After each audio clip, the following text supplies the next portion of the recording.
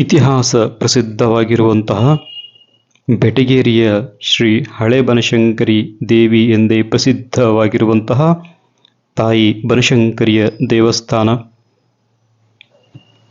ದೇವಸ್ಥಾನದ ಗೋಪುರ ಅತ್ಯಂತ ಹಳೆಯ ಪದ್ಧತಿಯಲ್ಲಿ ನಿರ್ಮಾಣವಾಗಿರುವಂತಹದ್ದು ಈ ದೇವಸ್ಥಾನ.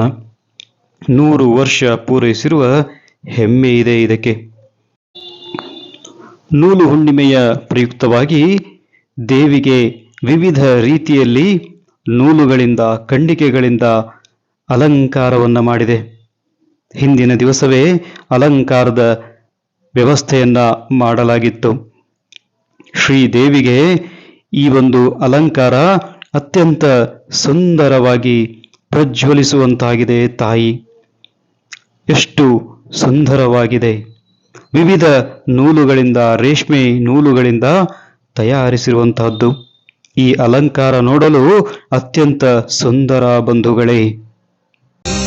ನಾಡಿದು ಭಕ್ತಿಯ ಬಿಡಿದು ಬನದ ದೇವಿಯ ಮಹಿಮೆಯ ನೆಲೆಯಿದು.